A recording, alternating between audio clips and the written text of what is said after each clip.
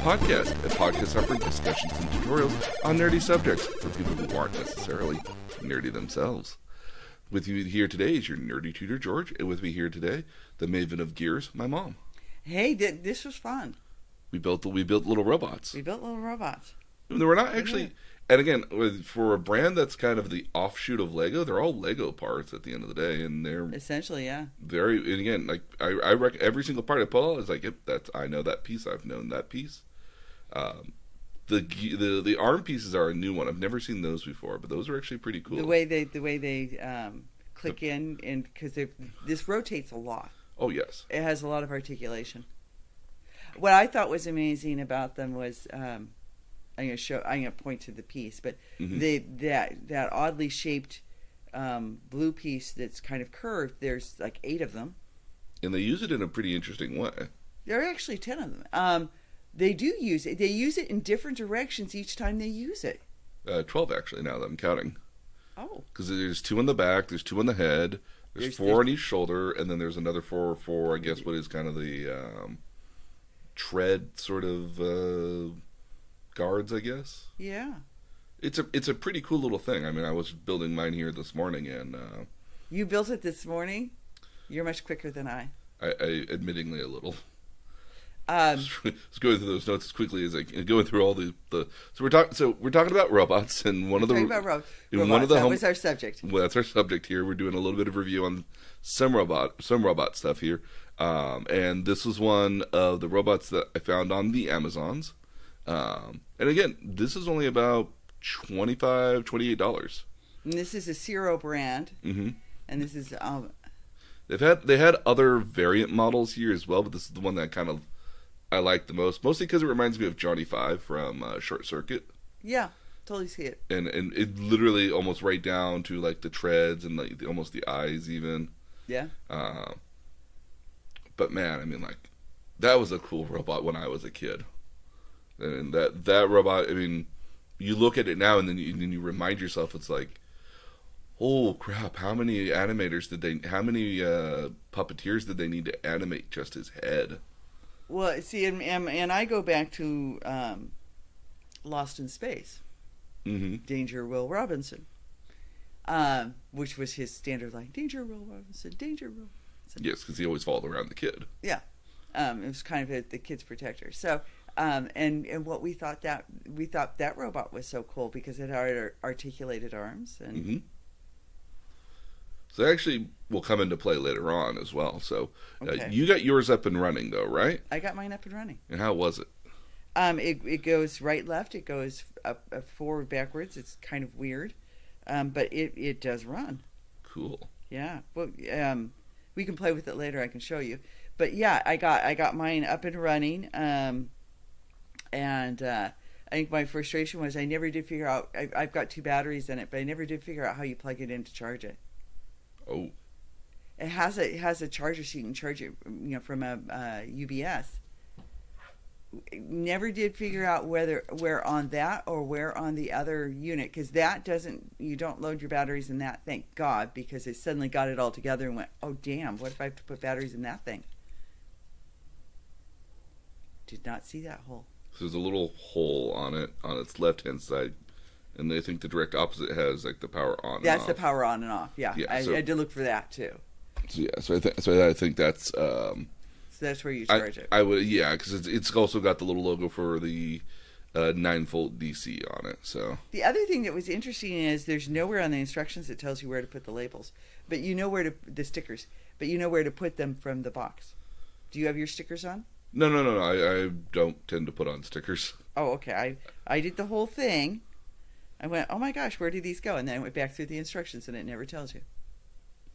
Oh, okay. But I figured it out from the picture on the box. Okay. But no, this was I thought this was well done. It's a nice little crafty sort of thing here. Yeah, I could do it, which is a measure of ease. I liked how they used the fingers, because they kept looking at that part, being like, what is that going to be? And then it's the fingers. It's like, oh, okay, cool. That's pretty clever. Pretty cool. Yeah, pretty clever. Yeah, and once you had one side of it done, the other side was pretty much the same. Oh yeah, yeah. In terms of the arm assemblies and stuff. Oh yeah, I mean, they're slightly different, but. Oh, I built mine in tandem. So when I was working on one side, I was also doubling up and working on the other side as well. That's not what the instructions tell you to do. No, it's not. But having built enough Lego thingies in the past, you know, just kind of know. You kind of know that, like, oh, it's symmetrical. Oh, they're building something over here that says it should be for the right side. Okay, I will do the opposite for the left side. Yeah. So with relative ease and experience, but again, I forewarn that I've built my fair share of Legos in the past. So. Yep. Again, I was amazed by the one piece which you've pointed out is 12 times, and I think almost every time it's used in a slightly different way. It's used in a slightly different way, which I thought was pretty cool. So this is kind of interesting because where I initially wanted to go get this from was from a brand of stores that I know was popular in certain parts of the country here, but recently died. Fry's. Yes, so it's a perfect Fry's sort of thing. It's exactly what Fry's would have carried. Yeah, so there's an electronic brand store that, now mind you, like, this was like my favorite store in the world because like you could literally just kind of walk around it for about a good hour and just be like, ooh, look at all the cool stuff and look at all this, and this, and you could build your own computer from it. And often actually I did. Most of my computer parts from my computers over the years, because I think so. So Fry's Electronics was this really great electronics store. Basically, you can find just about anything electronics related, from computer parts, TVs, CDs, DVDs. The size of a small department store.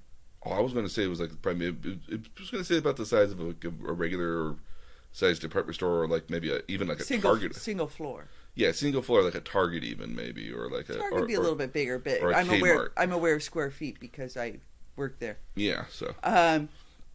But yeah, no, and these were you could buy everything, and on your way out grab Twinkies. Well, not only could you, some had like full like cafes inside them. Oh, really? I don't remember cafes. Oh yeah, the one. And what I thought was truly ironic was that they were themed, and not only were they themed on the ancients. So you had a Mayan themed one, you had an Egyptian themed one. Mm-hmm. So I found it extremely ironic, and I know the Bum family who ran it. I found it extremely ironic that a store that carried the most high tech stuff here was all themed after all themed after the old ancients, but they were themed after various ruins, mm-hmm. and so you had all these different and very elaborately, like almost Disney-esque themed. Oh yeah, that way. Yeah, and so I remember the one that first opened up for me at least, which was in Campbell, and that was an Egyptian themed one. We thought that was like, we thought that was like just brilliant because again it almost looked like a pyramid on the outside, and then you walked in and everything had like a hieroglyphic sort of like hieroglyphs, fonts, and but you even had the they had gone to the extent of getting almost prop like backgrounds mm-hmm. with very elaborate hieroglyphs and carvings. Carvings, yeah. And I remember at one point, in all of them. I remember at one point over by the cashiers, there was like a wall that was all hieroglyphs, but it was all like Anubis or like some of the other like Egyptian gods with like computer parts and stuff. It was kind of like showing you to kind of like a queue in line almost. So it was like very, very clever at the end of the day.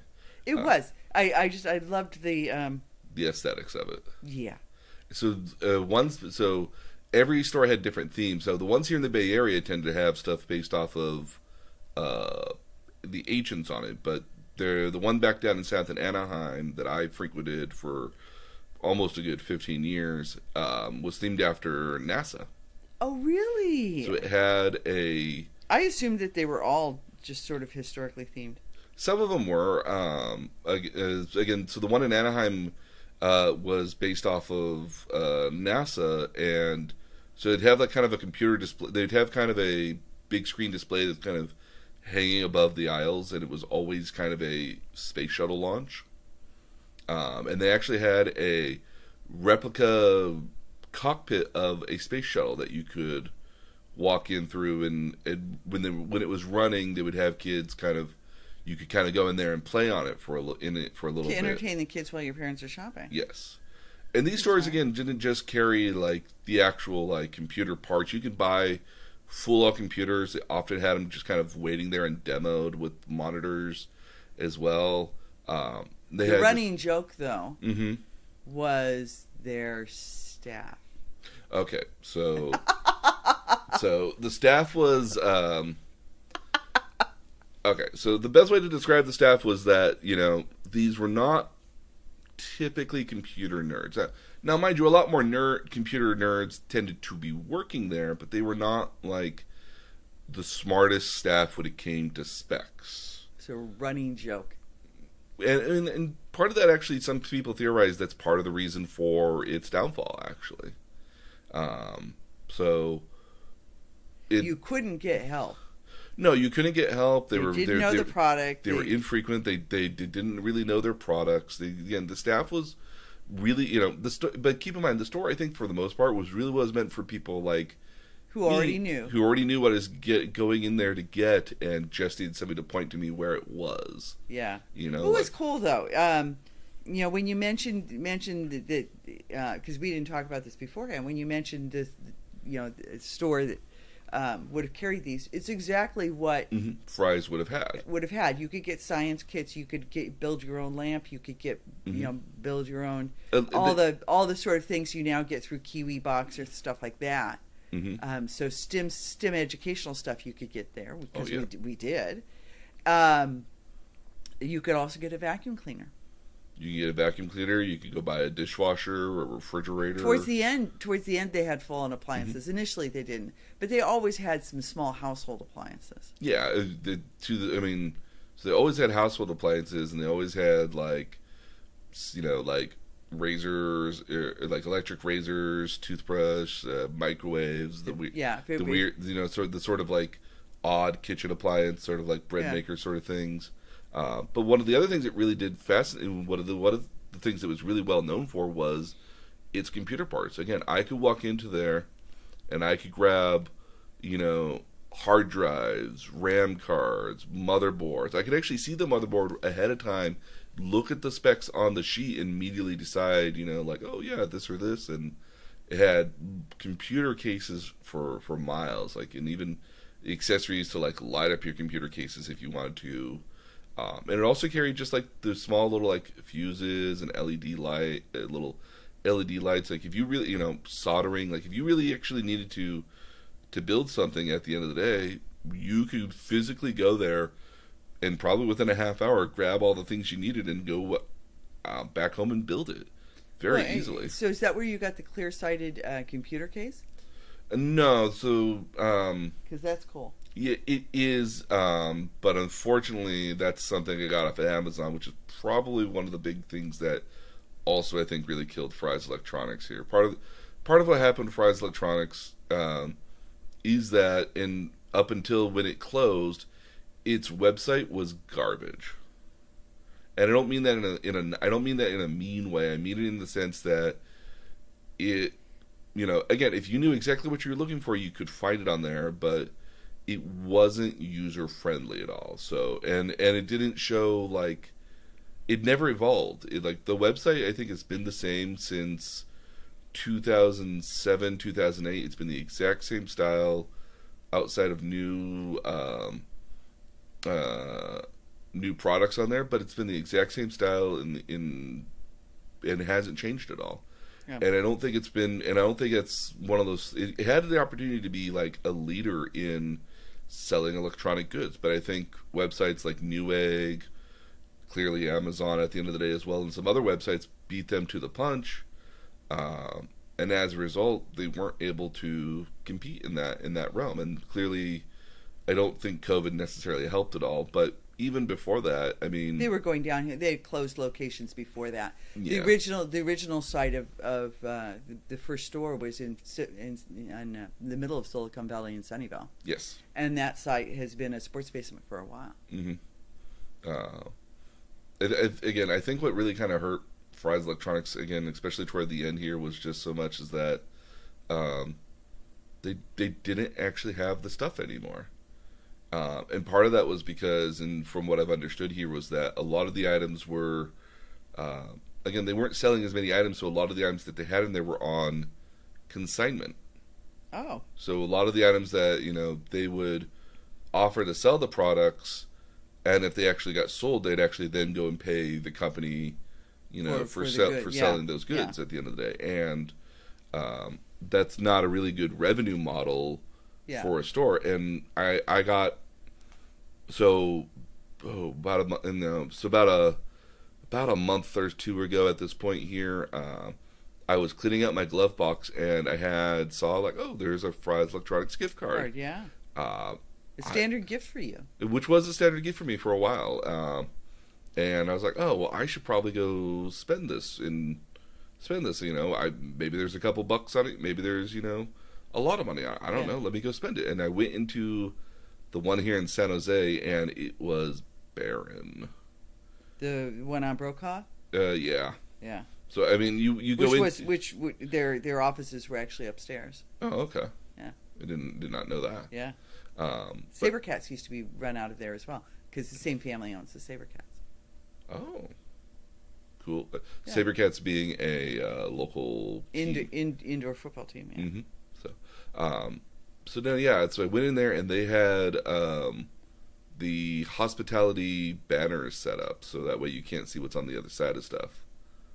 So and so you could see that like a lot of their TV stuff had been kind of like shrunken down. A lot of them weren't even on. You saw a lot of their computer displays weren't there at all.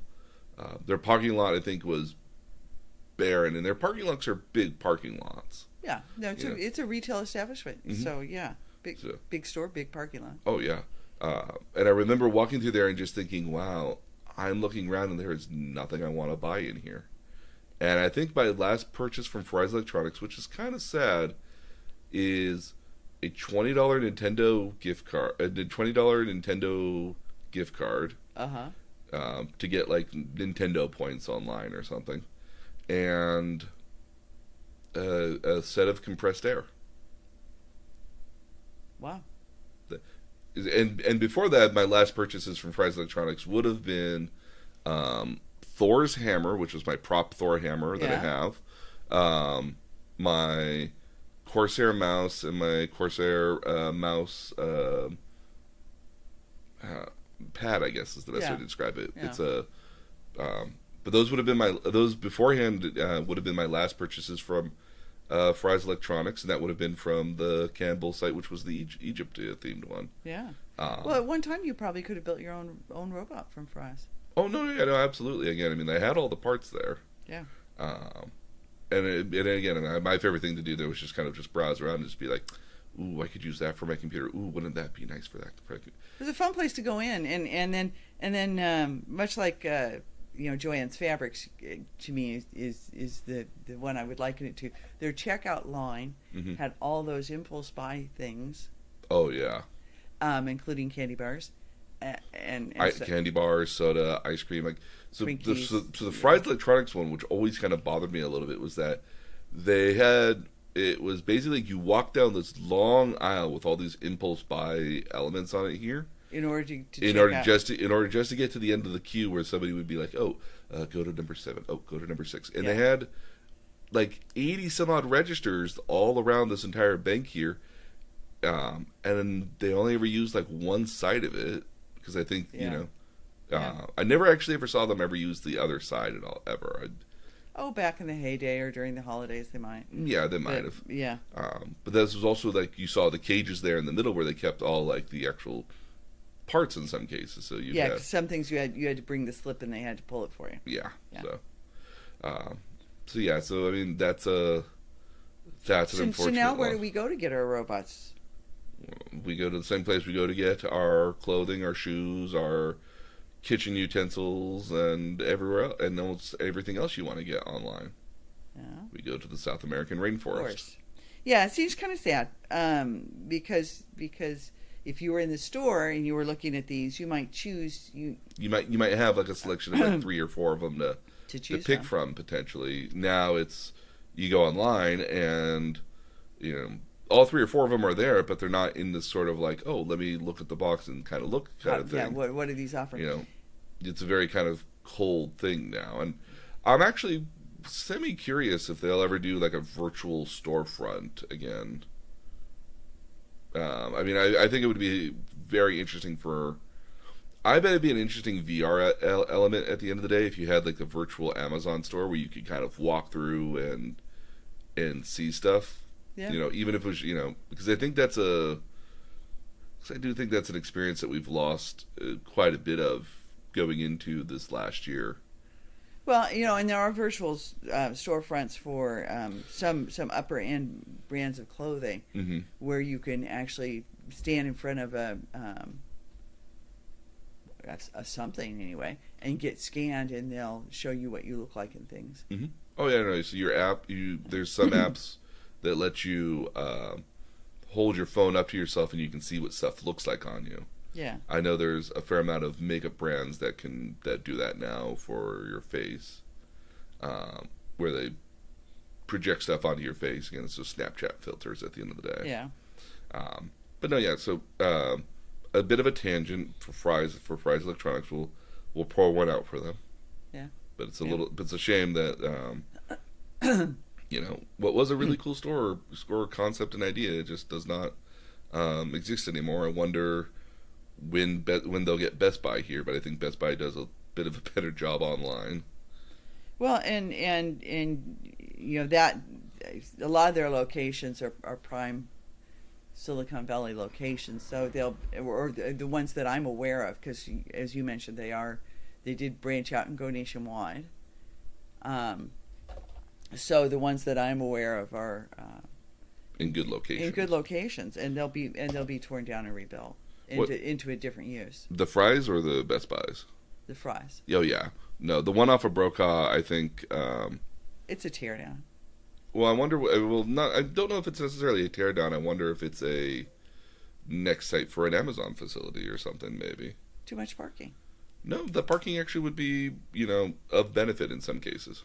That's true. You could park all your vans out there. You could, I think there's quite a bit. Fleet vehicles, trailers. Because we have a Comcast facility that's a former Costco, because they can park all their fleet vehicles where Costco customers used to park. Mm-hmm. And I know there's quite a number of malls that host Amazon vehicles now. The various like Armada vans and step vans, because the parking lots are just absolute uses. There's nothing going on in them at all. Yep. So part of our homework here this weekend was we built a tiny robot, and we got to control a tiny robot. Yeah, mine works, and it's more of it moves forward and backwards and side to side. No, I didn't think I wasn't expecting these things to be like overtly articulated, especially when it comes to like the arms. Yeah. Or anything. These in all honesty were very much kind of a STEM sort of like children's toy at the end of the day. Okay, so I wanted to ask you about this because the box says 8 and up, and there's no way an 8-year-old is doing this. 12-year-old, yes. I think I imagine if I gave this to Nina, she could build it.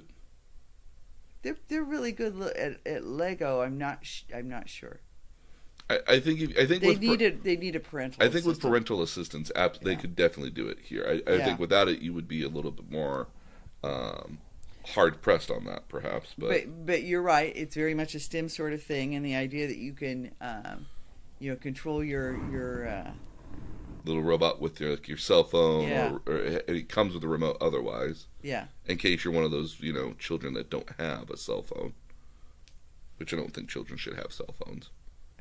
I agree with you. I think if you get to be 12, maybe there's a case for it, but I don't think typically there's. I think it's middle. Yeah, I think it's middle school. Or I think it's high school. Huh. sometimes nice as a parent to know where your kid is. I think so too.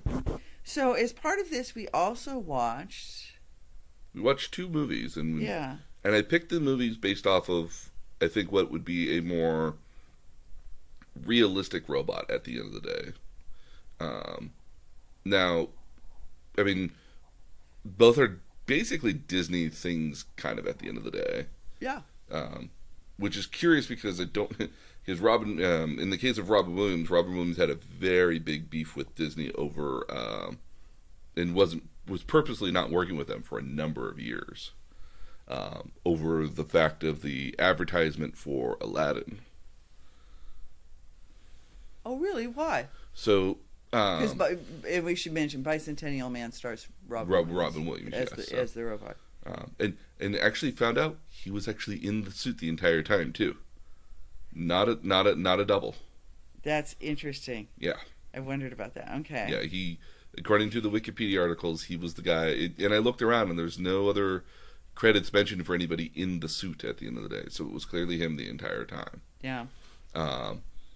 To speak about Robert Williams as a quick tangent, during the early 90s, Robin Williams was approached to go do Aladdin, and they famously there's a test reel of the genie based off of one of Robin Williams' stand-up things, which I would which has been. Yeah, I've seen clips of it. I want to see like an entire stand-up routine of Robin Williams just as the genie. I would love for somebody to animate that because it's really fun. It's really good. But Robin Williams also agreed to do another movie called Fern Gully, in which he was a rapping.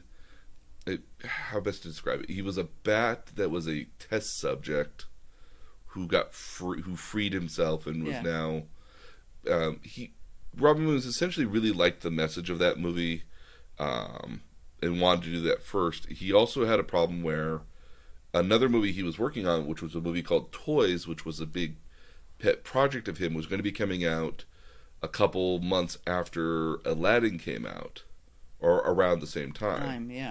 And he was worried that advertisement for Aladdin would cannibalize a lot of what would be, people going to go see Toys, which there's an argument that that's actually what happened at the end of the day. It also could encourage people to go, but potentially. Yeah. So Robin Williams, in his contract, they had a handshake agreement, or they had an agreement that Robin Williams as a part of the genie would only be 20% of the advertisement, and they didn't want him to be, and he didn't want to have his voice being used to sell toys, essentially. Unfortunately, whether there's some disagreements over it, where they either didn't stay up to what was Robin Williams' agreement on that, or Robin Williams got kind of upset about the way they were using it here, or that they weren't, that this I keep hearing like it's a handshake agreement, but I'm not 100% certain on that. Yeah. But so much as that, at the end of the day here, Robin Williams, was very upset with Disney over the way that they did the advertisement for it, and then promised not to do any more Disney movies. In the fact, actually, when he got an award for his role in Aladdin, as the genie, he got a special Oscar award for it. He never once actually mentioned Walt Disney or the Disney Company at all, and actually made a joke at who was the president of Disney Animation at the time. Jeffrey Katzenberg. So Eisner would have been CEO of Disney, but Disney Animation would have been run by a gentleman named Jeffrey Katzenberg, who now runs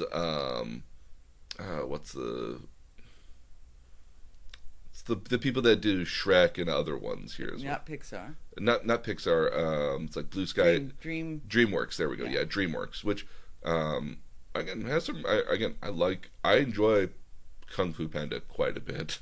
Have not seen Kung Fu Panda. I like Kung Fu Panda mostly because, like, as much as Jack Black is annoying, And the kung fu in it is perfect, sort of like, 70s and 80s kung fu at the end of the day. Like, I think it's just so entertaining to see anthropomorphized, Panda doing kung fu. Yep. I think it's hilarious, and I enjoy watching it whenever it's on TV. So Robin Williams, again, for about, I think, what was it, like 94, 95 onward, wasn't actually working with Disney, and it wasn't until, like, I think the mid-2000s that they eventually made up. Or in late 90s, excuse me. It was late 90s because eventually Robin Williams would voice the genie again in a direct-to-movie... direct-to-TV element, actually, again, based off Aladdin. So he wasn't working with them for a good many years until that. And it's interesting because Bicentennial Man is not available on Disney Plus. Not yet. Which I found curious. Yeah, I imagine it's some sort of contractual sort of agreement for that one. Because it's done by Buena Vista Studios, which is the Disney arm. Yeah, it's a Disney.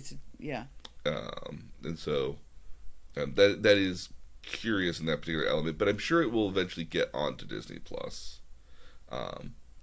So Bicentennial Man is the story of Andrew, which is a android, I guess that's the way to describe him. That is basically a house butler, I guess is the best way to describe him.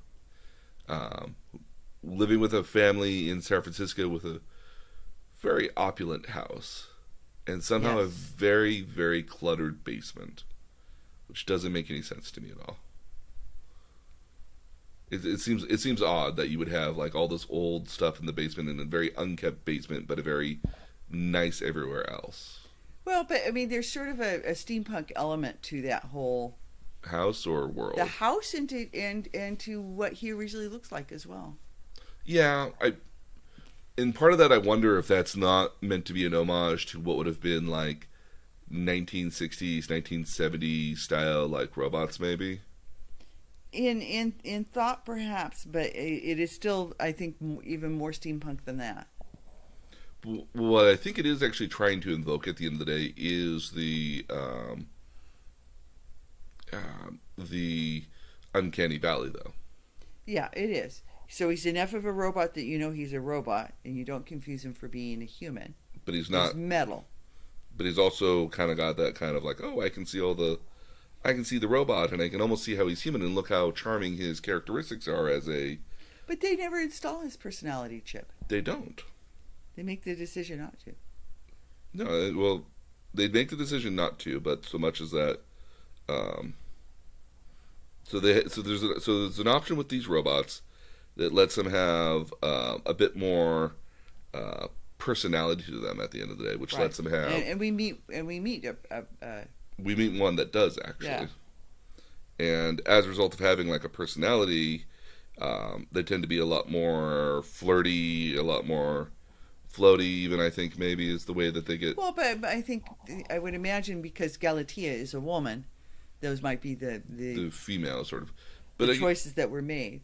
But she's the kind of the only one we see that's a kind of a female model. I wonder if that's more a custom job. Yeah. So what's interesting about this movie here is that it takes place over what would be like almost 250 years, I want to say. Well, it is 200 years. That's why he's called the Bicentennial Man. He actually passes away on his 200th birthday. I thought bicentennial being like post-2000s. 2 centuries. Again, yeah, so 20th century. Well, yeah, but he lives 2 centuries. Got it. Okay. So that's why. But it's interesting because he works for a very wealthy family. The one daughter has him jump out a window, and he does it. Well, you don't meet much of her. She's not a big player in this. Yeah, she's not a central character. But he forms a bond both with the father and with the youngest daughter. Yes, and the youngest daughter he calls Little Miss. Little Miss, yeah. And so the initial parts of it here are...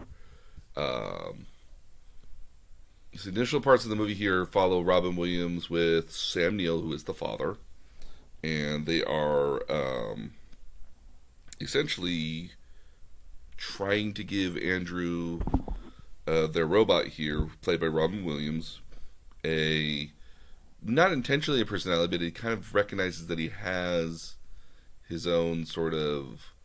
They actually treat him. It becomes an issue for Little Miss.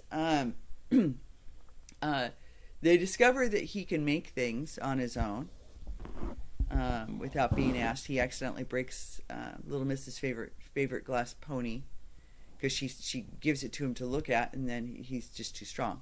And he carves her one out of wood, Mm-hmm. and it's beautiful. And he does it simply by reading some books and looking up some things on a computer, and suddenly he knows how to do it. So they figure that out, and he ends up making clocks, lots and lots of clocks. Because that's what actually The father's Sam Neill, the father, actually is known Yeah. for. He makes clocks, and I like at one point here,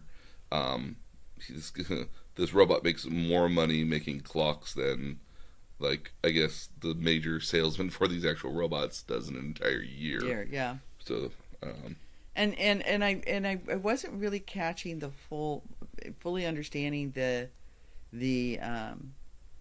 he needs to be worked on, or he needs a repair, but he's gonna prevent the guy wants to buy the robot back.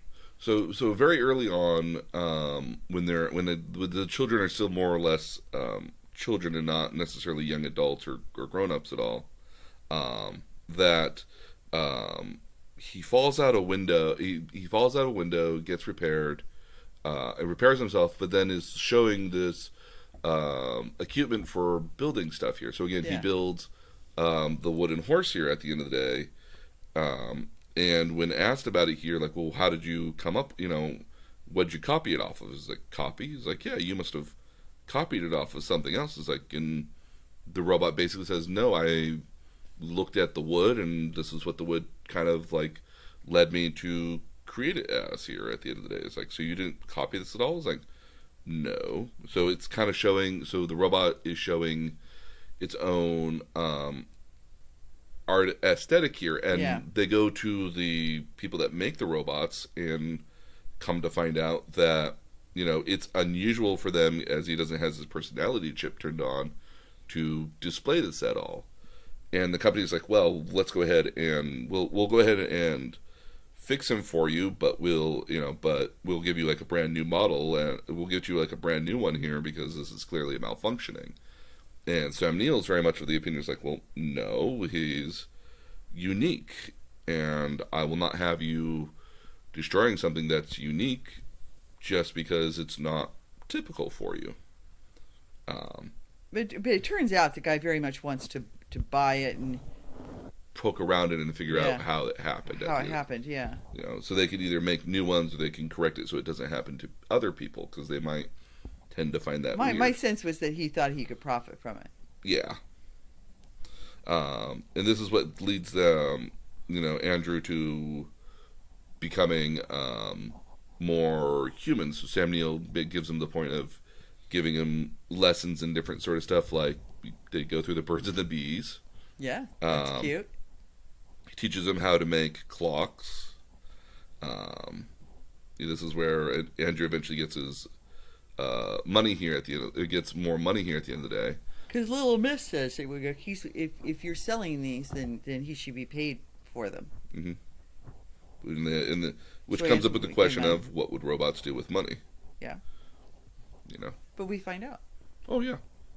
And so there's this whole bit with the lawyer, and so when they go back the second time, which is where you learn that he makes considerably more money than the salesman does, that they're concerned about Andrew getting damaged. So he had accidentally cut off his thumb in the process of making a clock. Yeah. But they're worried about them potentially either stealing his positronic brain and replacing it with something else, or tampering with it in any sort of fundamental way.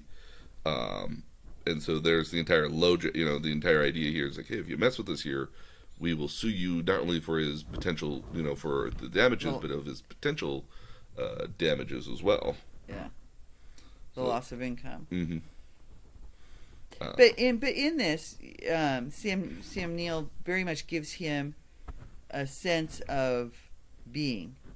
He treats him very much as if you would like a child learning how to do stuff. Yeah. And also in the same time period, Little Miss grows up, and she's about to get married, and she has a conversation with Andrew in which she very much indicates that a part of her loves him. What would you do if you were about to marry one person, but you all the time loved somebody else? Well, she says, but all the time, there's another person that all the time you're with them, they make you laugh and they make you smile and they make you happy. And the inference being that that's Andrew, but can you marry that person? Well, no, I can't marry that person. No. And so she goes on and she marries the person she marries. In the meantime, and I guess you have these flash forwards, and it's 20 years, it's 16 years, it's 18 years, it's whole banks of time when you have no idea of how long actual time has passed. They show you that the time has passed by introducing you to characters that have grown up. Mm-hmm. So the first major flash we have is probably I don't know, I want to say maybe 15 years. So you see, well, the Little Miss has the son. Well, no, we go from being Little Miss to being an adult, getting married. She has a son. The son is Rude. Lloyd. Played by Bradley Whitford, which again was always a fun bit to see. And eventually, Andrew realizes he wants his independence. He doesn't want to be somebody's property. No, yeah, he wants to be. He offers to buy his independence. Mm-hmm. And Sam Neill, who again, in kind of an odd sort of way here, is upset by this. Yeah, very offended. Very offended that he would want his own freedom. He feels betrayed. But even Little Miss here makes a point of saying but you gave him that idea at the end of the day. He was bound to figure this out on his own eventually. And worth mentioning, the wife never likes him. No, the wife doesn't like him. The older daughter hates him. Yeah. Finds him very unnecessary. And really, so the inference is that the next time he sees Sam Neill is on his deathbed. Mm-hmm. And hasn't seen him since. No, which would have been a long period of time. And gives you the impression that it's been about because the next scene that we really do see there is we do see Little Miss and her son Lloyd. And Lloyd is now Bradley Whitford, and Bradley Whitford is considerably, he's a lawyer of some sort, and you presume that he's probably in his 30s at this point.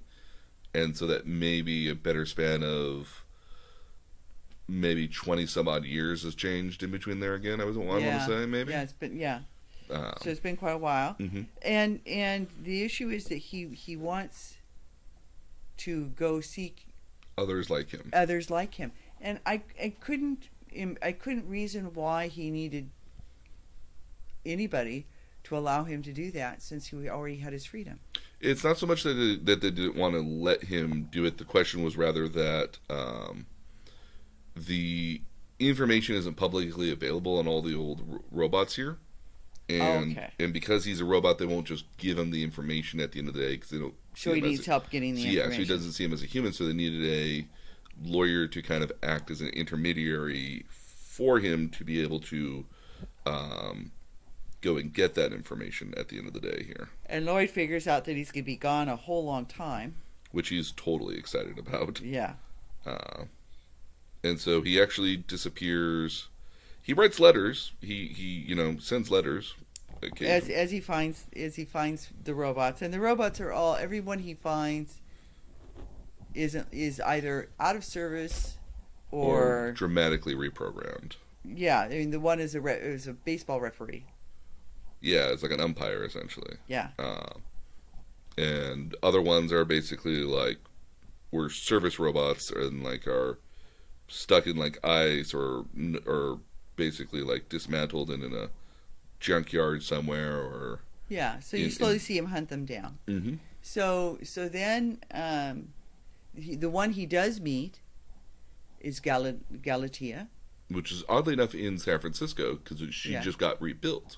She just got rebuilt, and it's a now everything else we've seen at this point has been Robin Williams-esque at this point. I guess is the best way to describe that. They've all been the Robin Williams model here, which we should mention here. Which is still metal and hasn't really changed. No, it's like this copper bronzy he does dress. Sort of metal. He asks To Sam wear Neill much earlier on if he can wear clothes, mm-hmm. and so he does dress. Which probably helped out the act.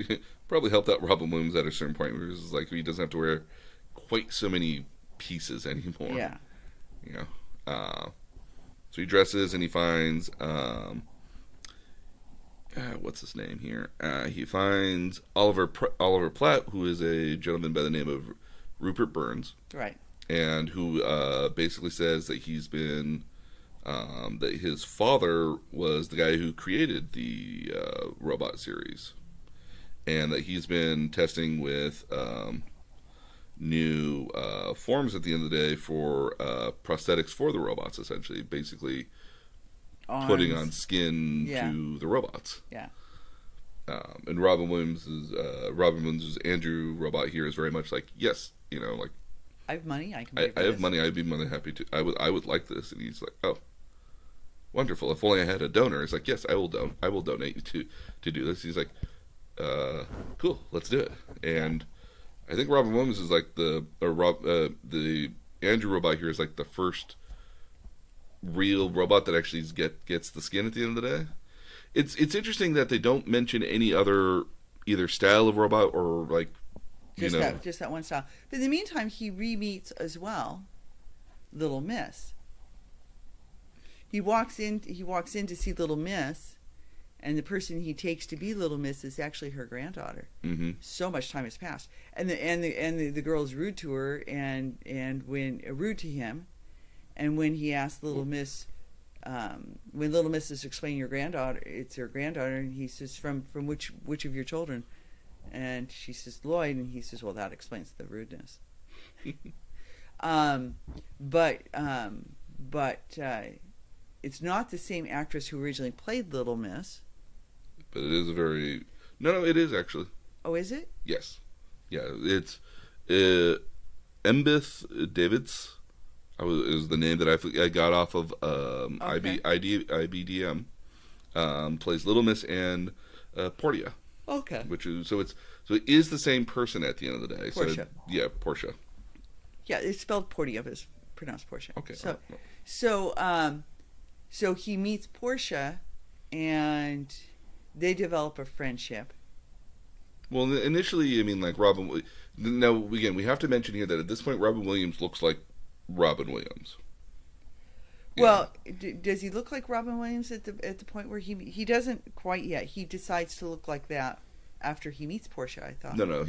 Oh, is it before? Okay. It's literally one of these things where like he returns back to Robin Williams himself returns back to the family house, and he starts complimenting, what he thinks is Little Miss, which is Portia here. Yeah. About oh wow, you've played rather beautifully, and you look like you've gotten much younger here, and.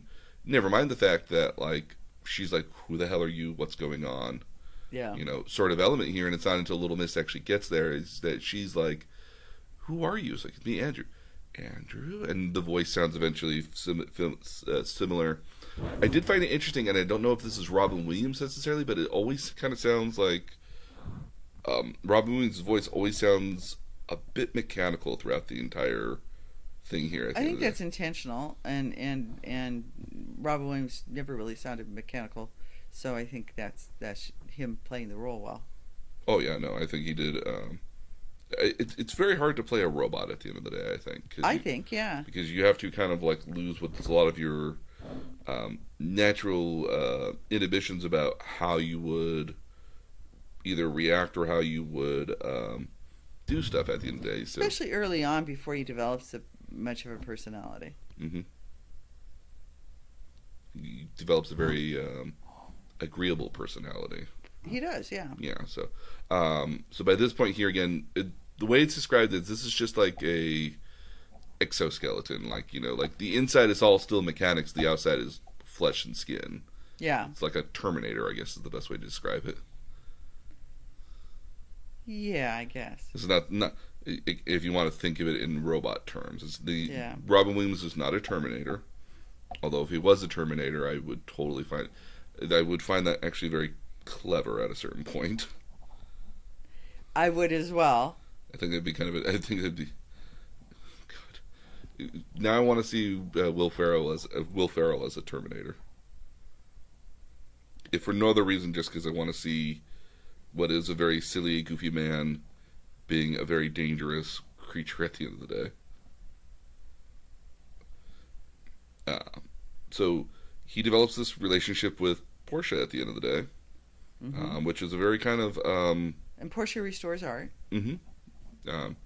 So like he's restored, or Andrew, excuse me, has restored classic older stuff. Like he's fixed a record player and a couple other devices here. And so he's at this point where, well, again, they start this.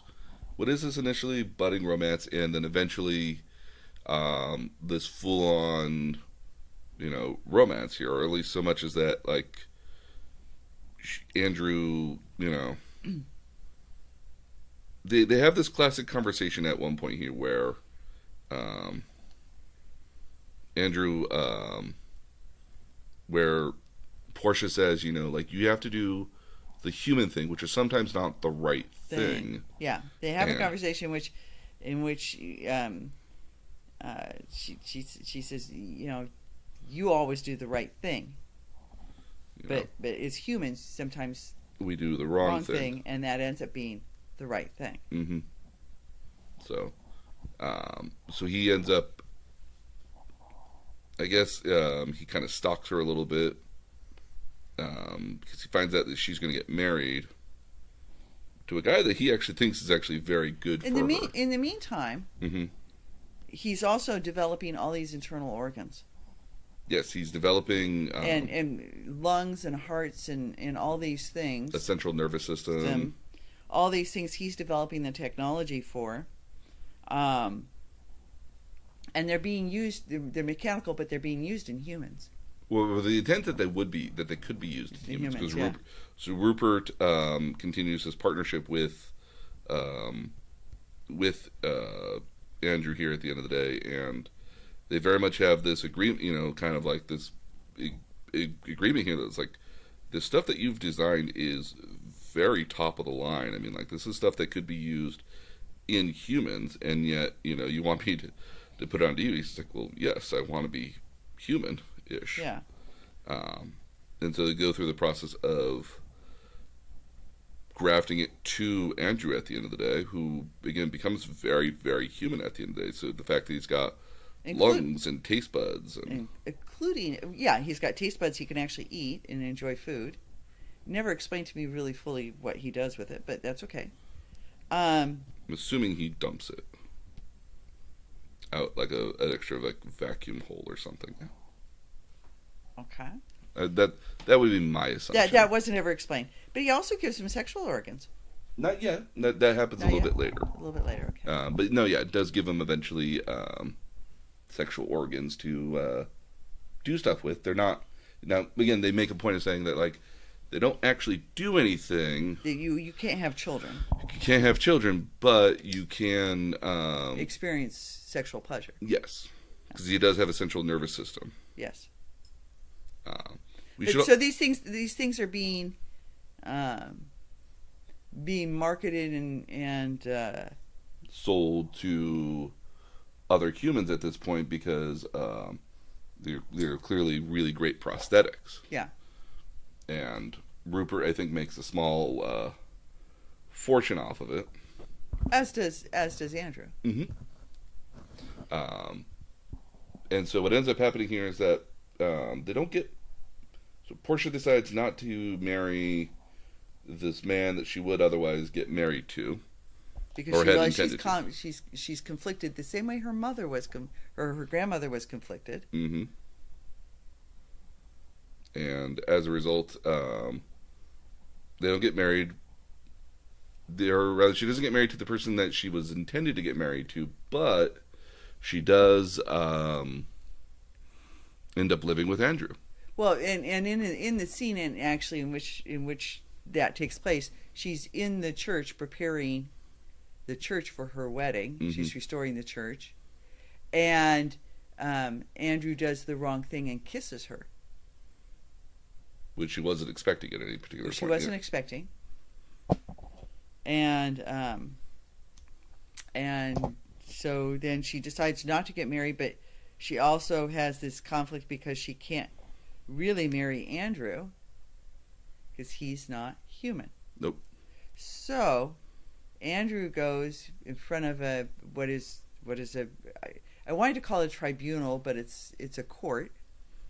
It's the World Congress. The World Congress, okay. The world has gotten a lot better that we have a World Congress. Yeah. So to have them declare him to be human. Well, not yet so much. Yes, I think what before that what happens though is that they get older together. Well, no, this is before this is right after. Oh, you're right. This is before. He goes in front of it several times. But the first time is when he would like to be married, because one of the things that Portia points out is you'll never be accepted because you're a robot. You're a robot. And so he goes in front of the World Congress to be qualified as a human being because, he's got, lungs, central nervous system. He's got all the hallmarks of what would be a human at the end of the day. Yeah. In everything but name only as being not human. And as a result of getting a no at the end of the day here, they just basically decide to live a normal life at the end of the day. Yeah. But Portia makes a point of telling Andrew here that she doesn't want to have a lot of his life-extending sort of implants and prosthetics at the end of the day. She wants to die eventually. And she expresses as well that she will grow old and he will not. Mm-hmm. And so he goes back to Rupert and says, can you make me age? And the way they age him, I think, is that they put blood in him. Yeah. Which will slowly degrade his robotics that he has inside of him. Well, and his hair turns gray the way hair would turn gray and all those things. His skin gets more wrinkly. Yep. Robin Williams does a great job of getting older. Well, remember Mrs. Doubtfire. She does a great job of becoming a woman, too. So I love Mrs. Doubtfire. It's one of the... It's such an interesting movie at the end of the day is Mrs. Doubtfire, but that's a whole different conversation. It's a whole different conversation. He made a lot of interesting movies. So in the end, they do end up aging together. You don't see a whole lot of their life together. It would have been interesting to see, I think. But in the interest of keeping the movie moving along quickly, yeah, you don't see much of their life together until they are what would appear to be like their deathbeds. Yeah, so they're on these sort of pods, and the World Court is meeting again, and this is what his third viewing in front of the. So he has another thing in front of the World Court, in which he even tells the one judge, "I believe you have one of my hearts, or one of my lungs, or one of my somethings."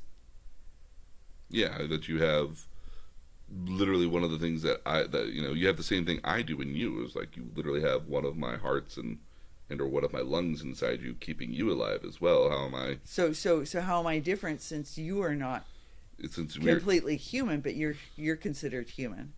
And they initially tell him that it's because you don't age. You're the same as you are now, and you will always be the same. Same, yeah. So because of that, because you will never age, you will never know what it's like to be human in that respect. And this is what I think prompts Andrew at the end of the day to basically forego his robotic life to say, well, I can't imagine living a life without her at the end of the day, with a world with her without her in it. Portia, yeah. So, and at the very end of the movie here, they get to the point where they're visiting the World Council, the World Congress or Council, whatever it is, for the last time here. Remotely, because it's now they're on deathbeds and because it's the future, you could do that sort of thing. Yeah. And we come to find out that he has gotten his wish at the end of the day. That they've agreed to recognize him as being a human at the end of the day. And their nurse is a lovely young woman. Mm-hmm. That's following them along. And taking care of them. Mm-hmm. Unfortunately, though, he kind of passes on or shuts down. I guess I don't know how you would describe it. Yeah. In one fashion or another, he dies. Mm-hmm. Well, right as this proclamation is being made that he is human, he dies, and Portia makes the decision to be unplugged. Mm-hmm. And when she turns to the nurse hesitates, and Portia says, "That's an order, Galatea." And then you come to find out that Galatea has gotten the same human-esque sort of features as Andrew did here previously. Yeah. And the movie ends with basically the two of them, or with Portia just drifting off. Yeah. Because she also doesn't want to live a world without Andrew. Yeah. So it's a very sweet movie at the end of the day.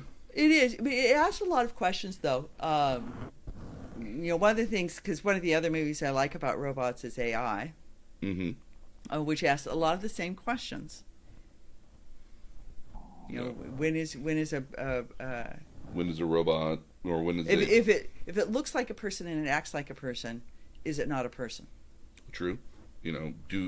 Are these feelings real, or are they artificial on any sort of level as well? And that's a big concern with AI, because in AI, the kid is basically designed to love you. It's literally kind of in the programming here, and as a result of it loving you, like, it really does look like it loves you, versus like, does it actually love you or not? Is a real kind of gut buster of a question. Well, and can you bond with something that that you would perceive as not having necessarily genuine feelings? Can you bond with? I don't bond with my vacuum cleaner. You don't talk to your vacuum cleaner? I do talk to my vacuum cleaner, but I don't bond with it. You've never had that kind of you've never had that kind of relationship with your vacuum cleaner, right? I have a pretty easy time replacing it. Don't let it know that, though. I know. So there are a number of questions being asked here, and the first one is, why do we insist upon humanizing? You can't even call it inanimate, because it is animate.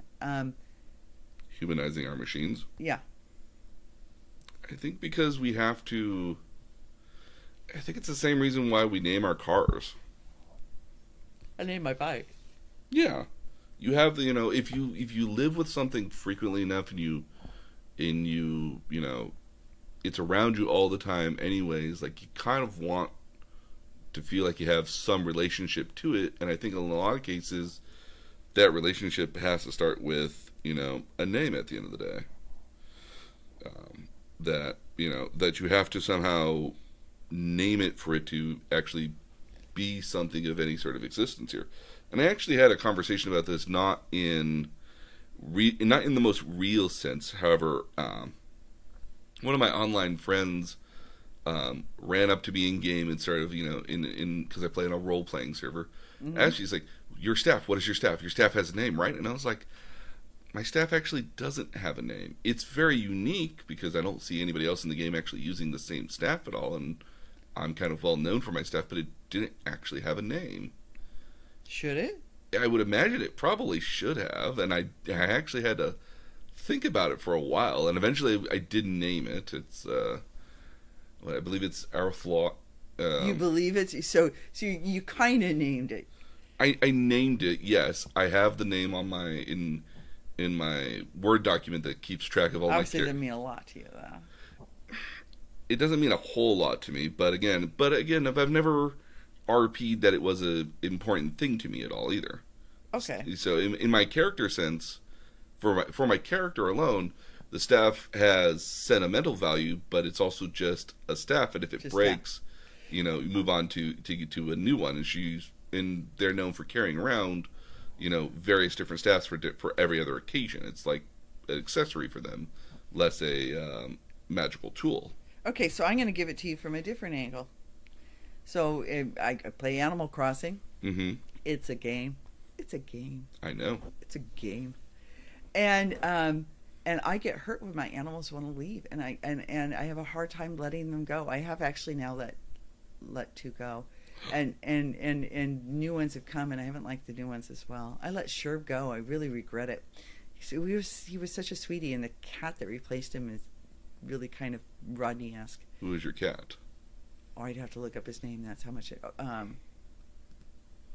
he behaves a lot like Rodney the hamster did. He's gray and white. Oh. And he wears a business suit. Oh, you got a fan favorite.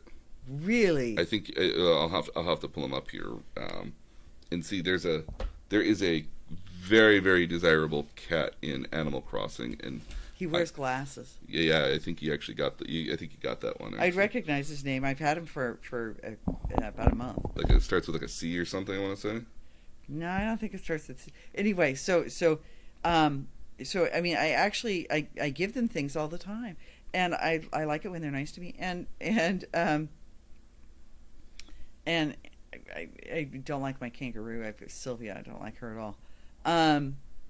But I've actually I like don't throw things away. Or sell them. Because I want to have gifts for my animals. It's so stupid. It's so stupid. Is that him? Yeah, that's him. Oh wow. Okay, so you got Rodney. Oh, that is Rodney. Or Raymond, excuse me. Raymond, that's right. Raymond, yeah. He behaves a lot like Rodney the hamster. He's a smug character, so that's probably why. Oh, okay. No, that's a very desirable fan. That fans really love that cat for no particularly good reason. Well, when we get a chance to go back to Animal Crossing as a topic, I also found a store in which I bought some things. Ooh. And they deliver within 15 minutes to your island. Really? Yes, you give them a dodo code and they come and they deliver to you. Sweet. And they're like, yeah. So I have blue roses, and when I get more blue roses, I'll send you some. Nice. I'll have to come over and visit you to deliver, but. So you have this innate relationship with your animals. Which is so stupid. It's so stupid. But you have a relationship. Yeah. And why do you think that is? I have no idea whatsoever because it's so stupid. They are not real. No, but again, so here's another question. How much time do you spend with your animals? I'm on probably 40 minutes a day. Yeah. So you spend some amount of time with them here at the end of the day. Whether that's, a very, very, 1/25th of a day with them here, if even like 2, 3, 4% of your day. I mean, at a certain point here, and I think this is a lot of the same way with people who, name their cars or name things that they work with on a lot of the time, is that you have, an inherent relationship with your items here. I mean, like, I know when I boot up my computer, I know exactly what it's going to do 99.9% of the time. And then when it does something weird, like it flickers, I look at it kind of in an odd way. It's like, you're not supposed to do that. You know better than that. what did I do to you to make you do this? But okay, so the computer's a good analogy because I don't name mine. I have several. I don't name them. I don't have. I once had a name for my computer, but the name was ironic. What? It was so in the Japanese animation or the Japanese anime Evangelion, which again I'm a huge fan. I'm a big fan of. One of the there's a series of computers called the Magi, which have slightly different personalities to them as well, but they run the major organization called Nerve at the end of the day, and so one of them is based off of a what was the way it was described? One of them was named. They all have different personalities, which kind of dictates how they approach situations. One of them approaches it as if they were a parent. One of them approaches it as if they were the child, and another one approaches it as if they were if they didn't care about anybody else, like they were just a single person. So so they think about it so the computers are designed to think about it from those situations here in order to come to different rationalizations on what the character should be doing. Okay. So. Okay, well, that makes sense. Yeah. Well, I mean, so I spend a lot of time with my computer. I don't name my computer. But you have an inherent bond with it, though. I mean, like, when it does something weird, don't you find it to be kind of like? Oh, I get pissed off at it. Yeah. But it's just a machine. It's just a machine. You can't. So it's not doing it inherently against you. Okay. Well, I mean, okay. So let's move on to the second movie. Okay. So the second movie that we had was Big Hero 6. Yeah. Which is another example. With this one I liked because it's very much more of a very realistic version of what robot AI would be at the end of the day. And what it does have in common is it's based in San Francisco. Yeah, so it's a mixture of like Tokyo and San Francisco. I love the Bay Bridge. I'm just going to make a point here of saying that real quickly. The Bay Bridge where it looks like Torii Gates. Yeah. I thought that was very clever. Was very cool. Yeah, so for us being San Francisco Bay Area-ites, it was kind of fun to have two movies with San Francisco as their base. Because there's not a lot of movies actually that have San Francisco as the base. Well, the one King Kong movie. Yes, that they ended up finally in San Francisco. Mrs. Doubtfire. But again, I think a lot of Robin Williams stuff is based in San Francisco because he lives in San Francisco as well. Right, and he wanted to be near his children, and having a film filmed nearby makes that a lot more feasible. So the premise of the movie is really that you have this pair of brothers who live with their aunt. The aunt is kind of like a modern Aunt May. I really do think she's Aunt May. Yeah. So you drew the same conclusion, okay? Mm-hmm. She's the young Aunt May, not the old Aunt May. No, very very young. It's again, if she was played by what's her face, Marissa Tomei. Yeah, Marissa Tomei here at the end of the day, like it would not surprise me.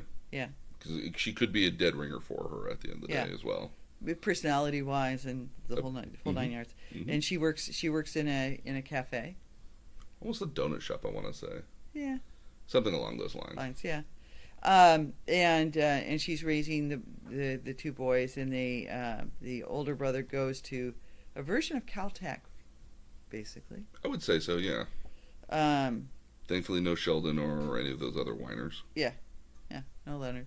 And the younger brother is designing robots, and when you first meet him, he's competing in one of the robot battles. Yeah, he's in an underground robot fighting league. It's because it's illegal. Mm-hmm. Everyone likes illegal things. And the brother, he wins. Oh yeah, but he's also the way he did it. That was kind of a little sneaky, where he lured him in by showing him that this robot wasn't all that powerful, into basically getting the other guy to put more money up at the end of the day. Right. Well, his robot looks very homemade and innocuous. Just kind of how you want a battle robot to look, I think, at the end of the day. Like, not dangerous, so you can lure your enemy into a false sense of security. Yeah. And he wins the battle. And so the brother realizes that this is eventually going to be really dangerous, the older brother. Mm-hmm. So basically takes him to his lab, which we're saying is kind of a Cal test guess. Yeah. And shows him around and shows what everyone else is working on. It's like, and basically the kid, Hiro here basically says, I have to go here. I have to go here. I have to be here. This is an amazing place. I want to know everything about it. I have to go here.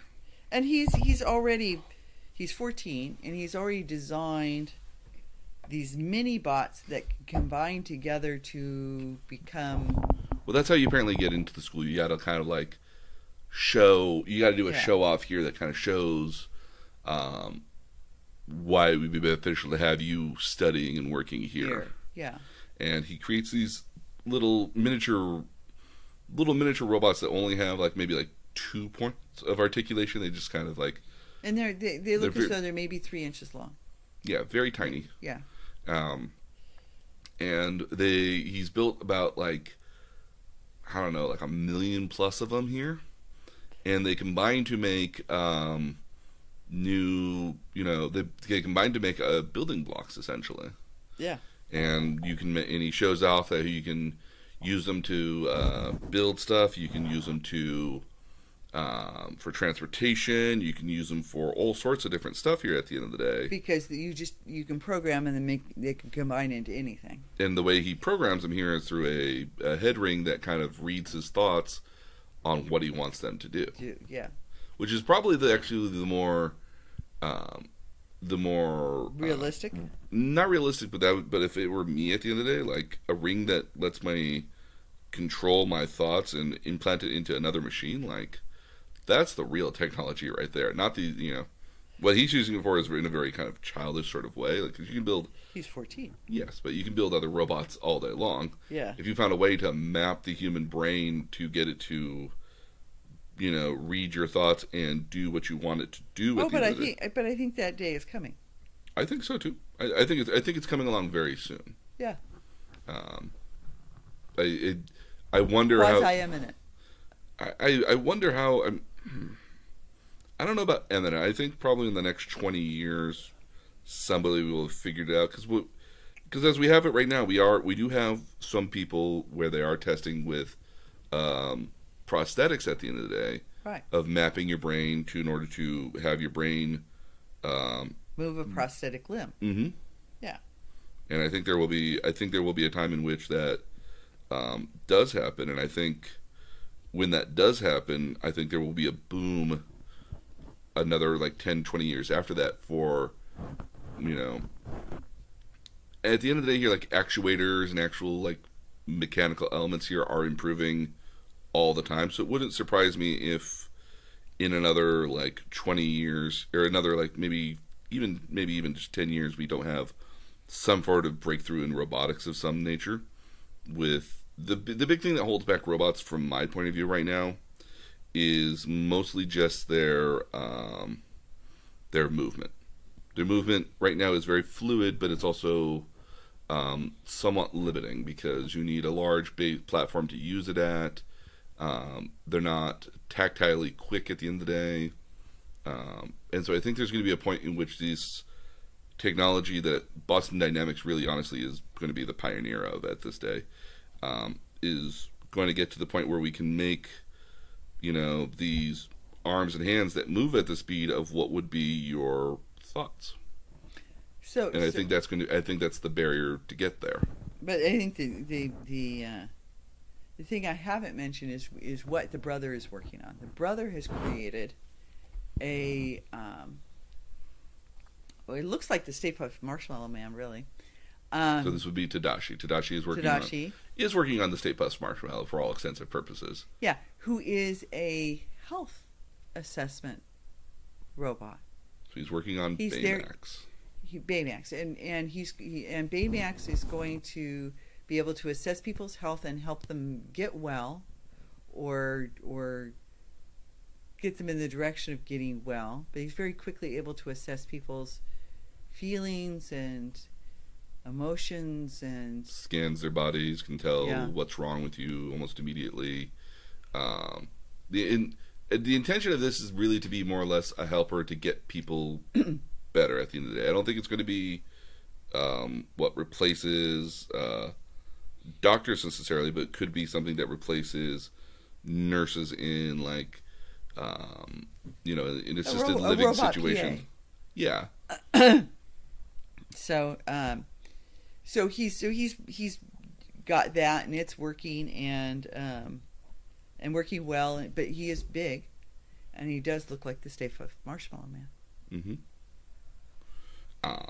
And so for Hiro, he basically gets through this science project at the end of the day. Gets into the college. He gets into the college, but as a result of that, there's an accident that, unfortunately, the college's main professor and Tadashi die in, unfortunately. So the professor's going to get caught in this fire, Mm-hmm. and Tadashi runs back in to save him, and dies very selflessly To save his professor. Mm-hmm. Which I think is so. This professor here is Robert Callaghan, Mm-hmm. who's also a very well-known, famous inventor and roboticist at the end of the day. Uh-huh. Key point, I actually wanted to go to school for robotics. You did. I did. You started out in industrial engineering. Started out in industrial engineering. Wanted to go to Chico, which offered the whole actual robotics course. Oh, why didn't you go there? Because you said it was a party school. It was a party school. I'm sorry. It was in Playboy magazine as a party school, but I don't remember you telling me they had a robotics program. They had a robotics program. Oh, I would have let you gone. I know. Oh well, too late now. True. Although I think I might have actually wound up in the same place I might have been now, actually, oddly enough. Maybe not the same job role, but kind of the same place, most likely. Yeah. I wanted to build big, giant robots. That was my thing. I wanted to build big, giant robots when I was a kid, when I was in college. Yeah. It's for the same reason that I wanted to be a doctor as well at one point, because I wanted the lab coat. Oh, okay. And I figured out that you could just buy the lab coat online. I was just like, oh, I actually don't like blood. And I actually turned my head away for during, like, all those medical procedure-y sort of stuff, like, I'm not interested in that, really. So, like, this actually, so the fact that you can buy the lab coat online, perfect. So moving this story along, now you've got the younger brother who is depressed and grieving and doesn't and not going to school.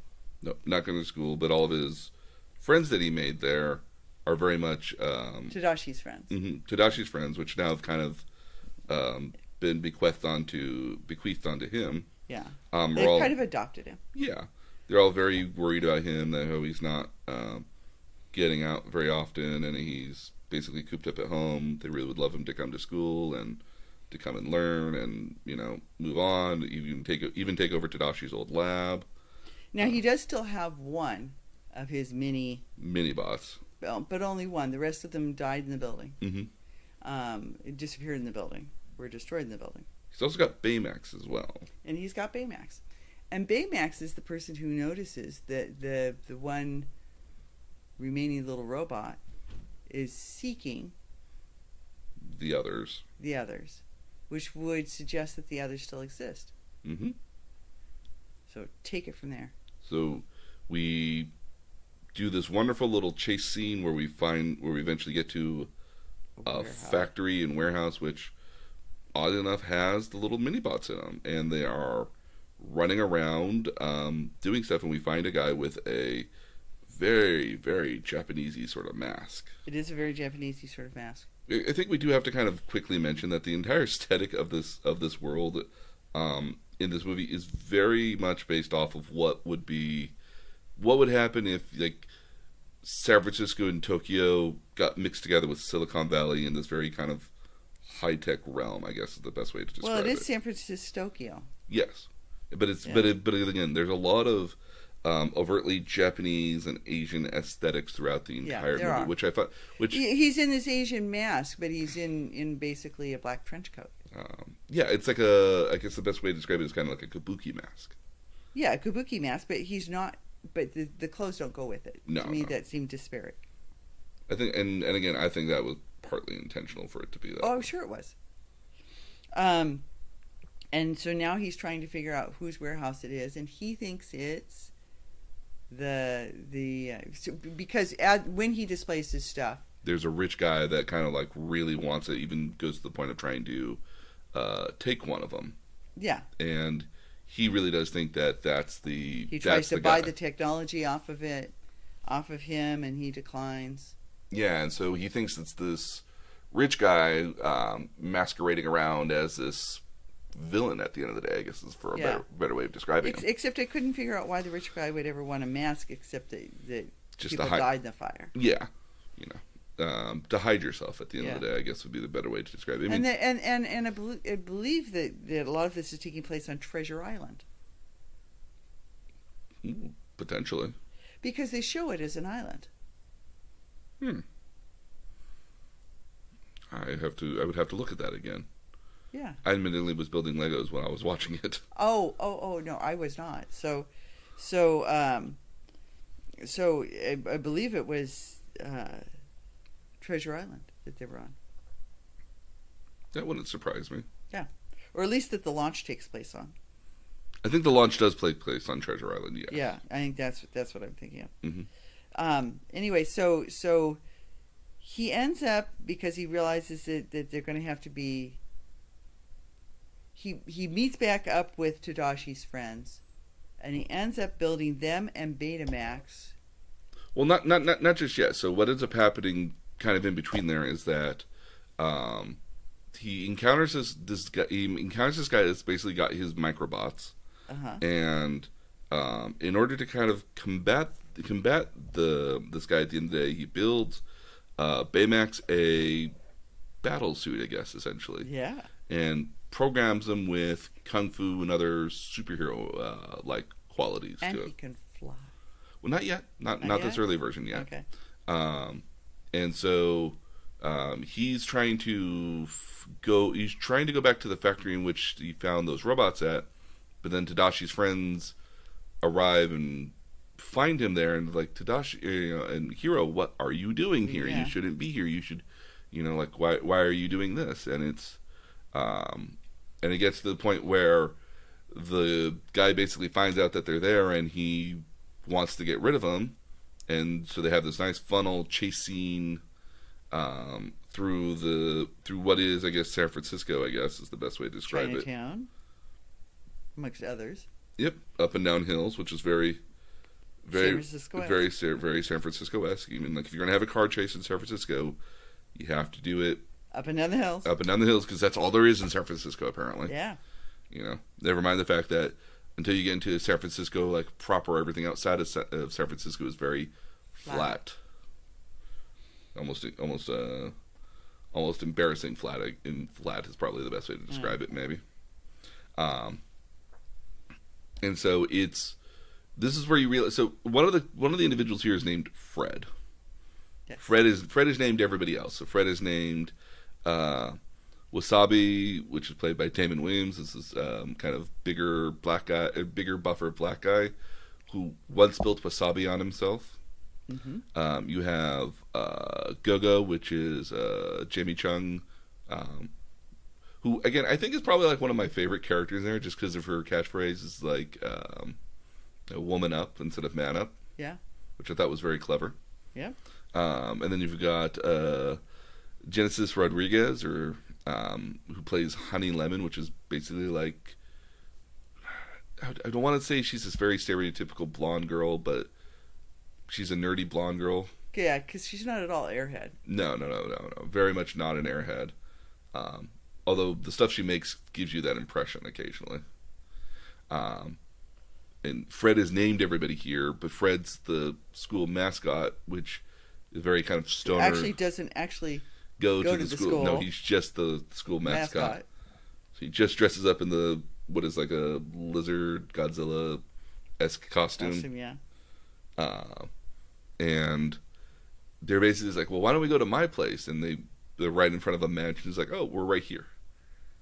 And it's and they're all thinking he's kind of a loser guy, and yet he's the he's like, he's actually very well off. Yeah. And his family's not home at the time. No. Although, again, when you pass by the photo, did you notice the photo? Oh, no, I didn't. So there's actually an end credits to this as well. Oh, okay. In the photo of his parents, it's Stan Lee as his father. Oh, that's perfect. So one of the things we didn't talk about here going into Big Hero 6 is that Big Hero 6 actually was made by Marvel. So the comic book itself is based off of a previous Marvel franchise that wasn't necessarily included in like the Marvel pantheon, or the Marvel universe itself. More or less, kind of a series of standalone stuff here, and it's adopted. And this story is adopted from that, although it's very much heavily changed. And it was Stan Lee who obviously very well known in Marvel, so this is more or less an Easter egg. And at the very end of the film, in the end credits, Stan Lee, makes an appearance to Fred, and is like, does the famous "Excelsior" catchphrase, which is what, which was what he was well known for at the end of the day. And so it's at this point that Hiro decides that he's going to help everyone else make their own stuff better and actually help them make their own superhero gadgety sort of stuff here. So Go-Go ends up using what she actually has, this kind of cool anti-gravity technology kind of thing going on with these wheels, and so she ends up getting like this anti-gravity sort of like wheeled hybrid sort of costume that lets her use her anti-grav wheels. Wasabi's basically got this phase laser sort of thing here going on, or plasma laser, and makes what is essentially Wolverine out of it. Honey Lemon actually has the more interesting one. She makes what is basically like a handbag that, when you look on the side, it actually has the periodic table on it. Yeah, it was pretty cool. I want one of those. And well, what she's doing actually is she's actually doing the math in her head to create the different chemical reactions to make these little explosive balls that does stuff for her. So she's actually programming in the actual chemistry as she's doing it. They're not like pre-programmed elements. No, she's actually thinking the chemistry in her head when she's doing it. So I thought that was actually very clever and very interesting at the end of the day that she was thinking on that level. That's pretty cool. Fred gets his Fred makes a point of saying, "Is like, well, can't you make me into a giant lizard?" It's like, no. Can't you shrink me down? It's like, no. That's not how science works. But he gets his own fire-breathing, jumpy, extra strength sort of lizard costume suit that's very similar to what he was wearing beforehand as a mascot. And this is where Baymax gets his like red overtone with the wings, where he learns to fly. Yeah. And Hiro, I guess, gets his own sort of suit where he kind of can hold on to the back of Baymax, but it's really more like Big Hero 5, not Big Hero 6. Unless you can, because I don't really think Hero's doing a whole lot outside of just being like the brains of the operation. So interesting. Yeah, what I thought was neat about that whole scene is they all still have their own physiques. They are not changed into sexier, sleeker versions. No. They are superheroes and very clearly have superhero suits. But they leave the body types the same. Well, all the body types are not, are relatively realistic at the end of the day. But Fred's kind of shaggy. Fred is shaggy at the end of the day. He really is. Yeah. So I mean. But again, like. And they leave Fred kind of shaggy. It isn't like somehow they transform who they are. Mm-mm. They still are who. Yeah, you can very clearly see their own personalities and their own physiques here at the end of the day. I mean, like, Go-Go, has slightly thicker hips and thighs at the end of the day, and that's very much an aesthetic that keeps up with her costume at the end of the day. Honey Lemon has got kind of a skirt element to her thing, but she's still very thin and lanky at the end of the day here. Wasabi is very much still got, Wasabi always had kind of that buffer upper chest sort of area that very much is a aesthetic that still stays the same. Hiro is very much a kid, pretty much, in his still kind of scrawny. Yeah, and all of it and again, I mean, like, there's been a shift in more recent years for superhero costumes to be more reasonable by comparison. I mean, in as a very good example of this as well, going back to World of Warcraft, because there's no way you can stop me from talking about World of Warcraft. In the very early versions of the game, if you go back to what we would call vanilla back in 2005, if a guy wore a piece of armor, it looked like, a chest plate at the end of the day. Some armor that women wore ended up becoming, just literally a breastplate in the sense of like a bikini top, and another, and to a point now where like those armor pieces are kind of very coveted because they show off, the female skin at the end of the day. It's very much meant for the male gaze at the end of the day.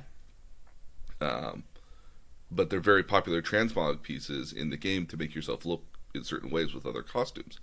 As were later iterations of the game, especially as we got to, I think, the Frozen Throne and onward of that, a lot of the armor that comes out for men, looks the exact same on women, plus or minus, like maybe a little skin here or there, but very much like they all look the exact same. So like they look, the way it looks on a man would be the same way it looks on a woman.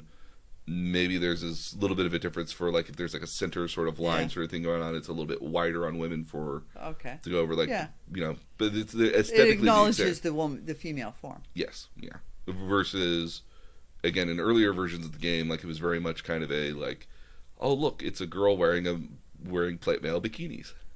Yeah, well, but I mean, a lot of times superheroes become something where you're Wonder Woman-esque, or you get these fantastic physiques, and that they don't do that here.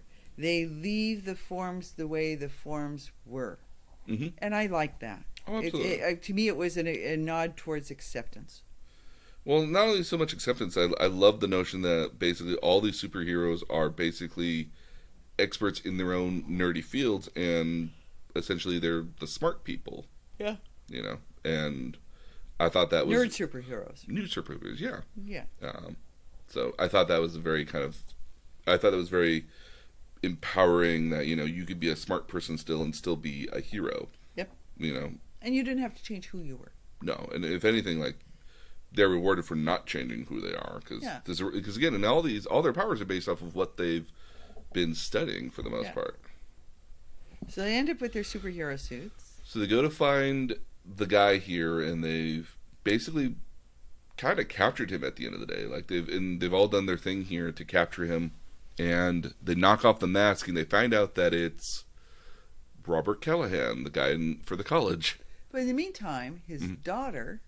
We learn later that his daughter was a part of an experiment with Robert Callaghan and the other, I guess, not Steve Jobs-esque guy, but this other like rich business guy, had this project where they were trying to work out like teleportation and going into weird worlds. Yeah. And Callaghan's daughter got lost in that weird world, and so she's been missing for the last. She's really presumed dead. The presumption is that she's kind of been zapped. Yes, and so as a result, he's been waiting to find something to get revenge on, this other rich guy with, and this just happened to be the way to do it. Found that these microbots would be the way to do it for him. Yeah. And so from this point here, Hiro's really upset that, this guy that he looked up to is basically the guy that stole his brother from him at the end of the day for... Well, and this guy that his brother looked up to and worked in his lab and... Yeah, and was his, that was his brother's professor. So Baymax has... It's not well described. It's initially introduced here that Baymax has a chip inside of him that gives him his nursing power and all the nursing skills. And that Hiro puts in a second chip, which gives Baymax all these martial arts offensive material. Right. And but so, he's still Baymax. But he's still Baymax. Baymax is still a nurse at the end of the day. And so Hiro basically goes in and removes the chip that's all the nurse stuff, and Baymax kind of freaks out and goes goes Hulk on him. Yeah.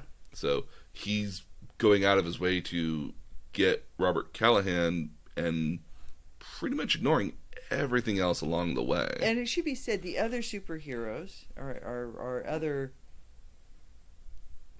four are appalled. Yeah, they're very other five. They're very or other four here. Four, yeah. They're very upset with that Hiro would do this and try to. Because it so much wasn't what his brother was about. Yeah, and his brother was very much about improving people's lives. Mm-hmm, and trying to make everything better versus this revenge aspect, which was very much not in what he would have wanted at the end of the day. And so they have a very kind of touching moment here where, and this is kind of an interesting note here, like Baymax makes a point of saying, or Hiro makes a point of saying that he wishes his brother was still here, and Baymax says he is. Tadashi is here. And I found that kind of interesting because, again, the way it comes off is like, that Baymax is trying to be spiritual in that sense, but no, he means it in a very literal sense. Yeah. And he begins showing Hiro all of the test footage that Baymax recorded over the course of being activated and being worked on by Tadashi to get him to the point of actually being the robot that he is today. To be functional, yeah. Mm-hmm. And Tadashi makes a point of saying, you're going to help a lot of people here one day. You're going to do some really great and amazing things. And that resonates with Hiro at the end of the day, who gets the band back together, and they do the thing. Takes the evil chip out. Yeah, takes the evil chip out, or takes the evil chip out, and basically, makes it so that Baymax won't do that again. De-hulks him. Mm-hmm. And so now Robert Callaghan has been discovered, and he's going after our rich asshole guy again. Yeah. The team gets back together, and they realize that they have to stop him, but each one of them gets cornered in themselves, where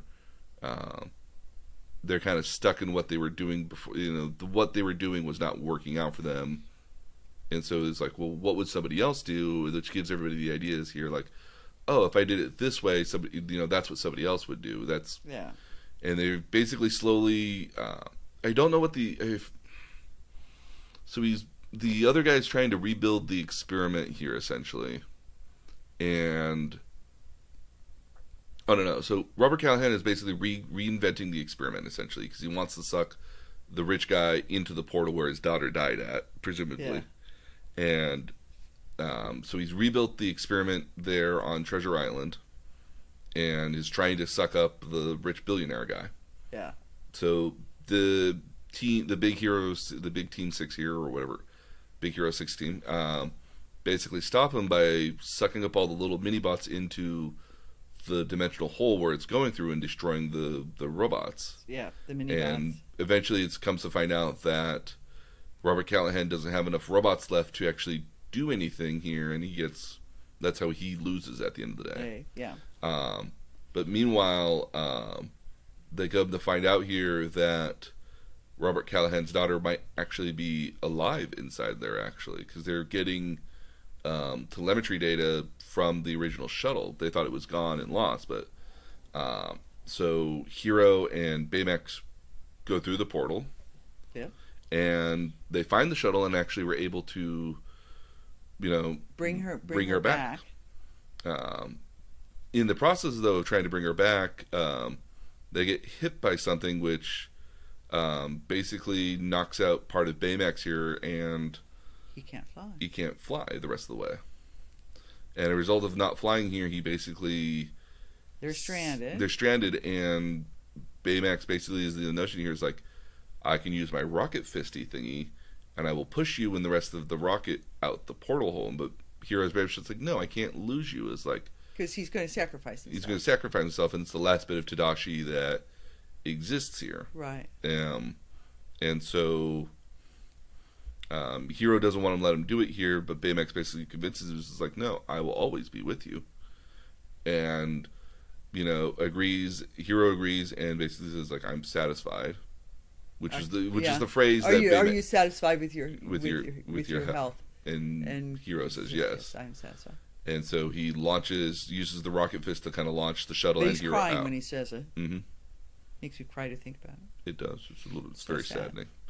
So he launches him out of the portal, and so everyone's safe at the end of the day, minus Baymax. And we see Robert Callaghan getting arrested. Mm-hmm. And we see paramedics checking up on the daughter, who is actually very much alive. It's almost as if she's been in suspended animation here. Yeah. And so the very final scene here is Hiro in Tadashi's lab. Essentially, I guess he's taking it over at this point. And come to find out that the fist had the Tadashi medical chip inside of it, which had all the information on how to build another Baymax. And it was how Baymax functioned as a health machine. So and he managed to jam it into the hand. He literally took it out of himself and managed to jam it into the propulsion fist. The rocket hand. The rocket hand. And sent it with him. Mm-hmm. So when he said, "I will always be with you," he meant it. Literally. Yeah. Which again, Baymax does quite a bit throughout this movie here. He makes a lot of very literal statements that are confused as spiritual at the end of the day, because we're thinking that, because we're all thinking that no, he's gonna, at any moment here, he's gonna show that he's really human at the end of the day, or he's really like alive. And so here's what I was gonna say. What was interesting in contrasting the two movies is Robin Williams wants to be human. Hiro never, or Baymax never wants to be human. That's never. Well, Baymax doesn't even consider himself human. Yeah. No. He is always very much a robot who's obeying orders at the end of the day. Commands, yeah. And it is an interesting question. I agree with as well. It was that, where does that spark of individuality or consciousness come from at the end of the day? Is that a learned aspect? Is this a But if you teach a robot to learn and to respond to learning, I mean, even our phones learn. My phone knows where I'm going, depending on what day of the week it is, and it will automatically, without any prompting, tell me how long it will take me to get there, and if there's a traffic accident in the way. My phone does. My phone knows which Starbucks I'm going to. My phone knows when I'm at a station here, will ask me, like, how was your station here today? And it lists it by the four-digit acronym that we have for our stations. And I'm just like, when I was looking it up originally and trying to find the station by using its acronym, you couldn't find it at all. It now knows what that acronym is. Yeah. And I didn't tell it that at all either. I did, and I'd find... So if even our phones can learn, then certainly something as sophisticated as a robot could learn. And it could learn proper responses. I mean, obviously that's what Robin Williams does in that movie. Mm-hmm. But if it were a real robot, I think it could, it could learn proper responses. I have no doubt that robots and AI are getting to the point here where they are learning proper responses, and they are. So the difference between the two movies for me was that Robin Williams wants to be a human. Baymax never conceives that for himself, and he isn't sad at dying. He's making the sacrifice that he knows needs to be made. He's very really. The only person who's emotional about it is Hiro. Mm-hmm. And again, these were two different movies about two different robots, with one robot strictly being a robot at the end of the day, and the other being a person in minus name only. Well, actually, the World Court, the World Congress does determine he's a person in the end. At the very end, yes. At the very end. So, yeah. So it's interesting. We want to humanize. What's the word for that? Personify. Yeah. Robots. It's why we make them to look like us. And act like us, and it's probably not the most efficient way for them to operate. No. Coming from facilities that have robots, and I've seen them, they are anything but humanoidish. If you go into a car manufacturing plant, I mean, well, there's arms, but like you can clearly tell they're arms. Like the robots in some of my facilities that I've been to, like they look like oversized Roombas. Well, okay, so the ones in our parking garages are big eggs. Mm-hmm. They're almost kind of triangular, or conish, but they're rounded enough to look more like an egg. Yeah. And they look anything but human. But we still think of them almost in a way of humanish. We do. So it'd be interesting to, I think both of these movies asked important questions, but I think the question that neither one of them asked was what is Arnie to personify them, to humanize them. Yeah, I don't think that was a topic that ever really got addressed in these movies at all. Yeah. As far as like, why do we need, why does Baymax need to be the last remains of Tadashi at the end of the day versus, that I actually do get because he, I think whenever you create something, a painter paints a painting, it still is part of their soul. It's part of their expression of whatever they're seeing. And so if a human creates a robot, it's going to be partly their soul and partly their lived experiences, maybe. Well, their vision of what they perceive it to be is certainly represented in it. And just in doing that, you are launching upon it some attributes. Well, absolutely. Again, I would imagine. I go back to the Gundam at the end of the day. It's a very Japanese sort of creature at the end of the day, with which sounds like a very American Western style name to it at the end of the day, but it looks like a samurai. Yeah. And I think that's and I don't know what it is about that particular samurai motif at the end of the day that's very, very sort of recognizable in not only Japanese media necessarily, but again, like that look of their robots is permeated almost every other robot that kind of comes out, because every robot kind of has this face-like look to it here, and like the ones we built, which very definitely have eyes. Yeah, very much have eyes, a head, arms. It's clear. Legs. It's got 2 legs.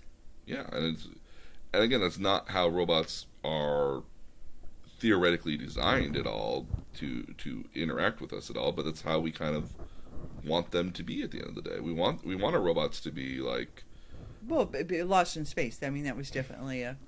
We want Lost in Space. We want Bicentennial Man. We want Baymax as well. I mean, like we want. What about R2-D2? So here's the interesting. So that's an interesting question here. Is that R2-D2 is a weird object here, because I don't want a robot like R2-D2. Well, but Luke very, very clearly has a personal relationship with him. Mm-hmm. Well, that droid's taken a pretty big hit. Oh no, I'm keeping him. Yeah, and you want us to switch him out? No. And I think droids in the Star Wars universe have this weird personality that you would relate to it at the end of the day. Well, there's a relationship between R2-D2 and C-3PO. I mean, they have. Is that a friendship between them? What is that? Some sort of companionship, at least. Yeah. At the which again is a human characteristic and not one of a piece of equipment. No, and again, the only reason I wouldn't want a R2-D2 style robot is that it doesn't navigate stairs very well.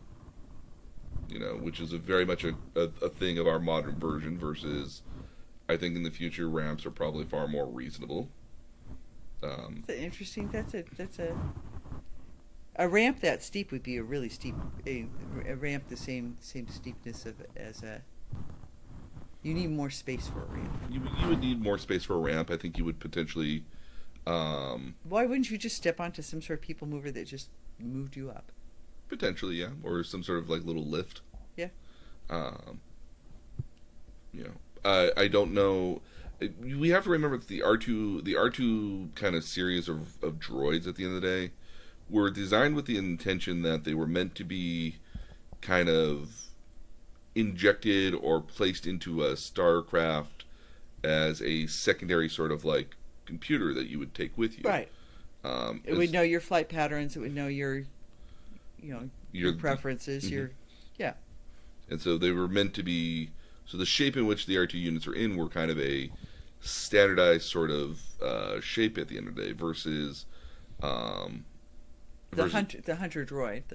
That is very much human. Yeah. Human. And it's got, and again, that's another robot where it's got a head, it's got limbs and arms, and it's got legs. It was clearly modeled after what would have been a human. I'm making you yawn. I'm sorry. It's okay. I apologize. But it's particularly based off of what it would be a human aesthetic at the end of the day. Yeah. Much like our need to make all aliens look human as well. Yeah, that's a very good point there too. As well as that all of our, we have a certain style of alien rather so much. Yeah. That what we think aliens should look like. And when they don't, we often get very annoyed by it, I think. I actually really liked the movie about alien linguistics. Fairly recent movie. It's not Interstellar. I know which one you're talking about. Yeah. Because the aliens don't look anything like. I think it's Contact. Yeah. Something like that. Yeah. And the aliens are completely different looking. Very foreign. Yes, and their language is completely different. They're like squidish almost, right? Yeah, yeah. So different robot movies here. I did have the option, and I almost wanted to do Terminator 2. Yeah, we talked about that. But I think the only reason I didn't pick that one because it doesn't really ask a lot of robot questions at all. It's more or less just an action movie with a robot. More of a shoot 'em up. But no, I thought these were very interesting for exactly what I was mentioning earlier. Is that one is a robot who wants to be human. People want to see him as human. The other is a robot who's a robot, and people, even though there are some personal connections with him, he never ceases to be a robot. Nope. And I think, and again, never has much personality. And this is I wish the most recent Ghost in the Shell actually picked up on some of these tones as well, because I think it was a lost opportunity at the end of the day, where I wish they had more. The Ghost in the Shell TV show, especially, and even the original movies, make a big point of talking about, what is AI if not, or are our cyber brains, are we actually alive anymore, or are we just machines that dream? But we dream, and are we humans at all? The main character very much makes a point of saying she doesn't actually even know if she really is human or not at the end of the day, because she's been a fully prosthetic robot android or a prosthetic body here since before she could recall as a child, and so she doesn't really even know if she's human or not. And I would very much enjoy it. This is one of those problems that ends up happening a lot when it comes to shows from Japan getting translated into the West here, is that they lose out on what would be a lot of the interesting conversations, I think, that happen. We have one of my personal favorite series, Death Note, which had an American version that came out, but was more about the cat and mouse game and less of the conversation of well, which is better? Is societal justice better, or is vigilante justice better because it actually gets stuff done? Yeah. Vigilante justice clearly is working because the world does get, less people end up dying at the end of the day, and a lot less crime is happening as a result here. So clearly vigilante justice works, but when it's left to the whim of one singular fallible human being who doesn't admittingly like being toyed with at the end of the day here, is that the way that it should end up working at the end of the day here, if at all? Because it's subjective. Mm-hmm. It becomes subjective. Absolutely. By its nature. Well, I thought this week set us up well for next week's topic. Mm-hmm. Yep. And I think next week's topic, we're going to talk about the future, or rather the lack of the future that we were all promised. Well, the future that we envisioned, and the future that we now have. The future that we got. Yeah, because if you think about 2001: A Space Odyssey, it was during a time of space exploration that really did foretell us being miles ahead of where we are now. Mm-hmm. And I wanted my flying car. My flying car has been delayed by at least 5 years at minimum. Bicentennial Man had a flying car. They had flying cars, yes. I'm thinking Back to the Future. Oh yeah, the DeLorean. Because again, they told me in 2015 we'd have flying cars, and and that we could get hover conversions for our cars, and it was just like, I want that. Well, I found a cool graphic that actually showed you movies and the time period in which they were projected to take place in. Mm-hmm. And it pointed out a lot of what I think we'll touch on next week. So robots, kind of, because they're very much part of that future world that is foreseen, and artificial intelligence. I think this leads us very nicely right into that topic. Oh, absolutely, and I think it's also a great avenue for another topic as well, that we can even broaden into this here, because we have to remember that there is Tomorrowland in Disneyland, and Tomorrowland was very much this intention of that, well, this is what the future is going to be like. Yeah. It's not so much that anymore, but... Yeah, it's sort of kitschy. Yeah, but now it's very much kind of like this is what we thought the world was going to look like. Yeah. Yeah. We thought people would be moved around in these different pod thingies. Yep. Yeah. On a track. Although, please bring back the people movers. We want the people movers back. Yeah. I want my nice little, I want the Monsanto microscope back. That was really cool. I never ever got to see that. Yeah, I think it was gone by the time you were... By the time I could go. It talked you through being miniaturized, and you became part of a molecule as you went through the microscope. It was pretty cool. Oh yeah, absolutely. But no, yeah, topics for another day. Uh-huh. For the meantime, though, all of our topics here, and again, the link to where to get our little robot friend as well was in last week's information here as well on our website, which is all available on the nerdtutorialpodcast.com. We also put all of our show notes and all of the information that I do my research on to prepare for the topics here, as well as links for various stuff here. Like last time we had the Agatha theme song on there. Yeah. So, I love that theme song. It was so cool. It's so kitschy. It's so perfect. Yeah.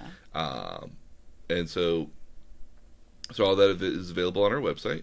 You can also reach me on, you can also visit us on our Facebook group as well, where we continue the conversation at facebook.com/nerdtutorialpodcast.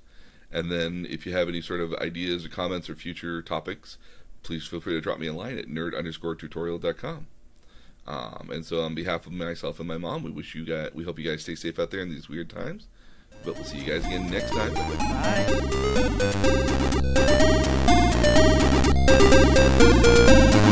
Bye.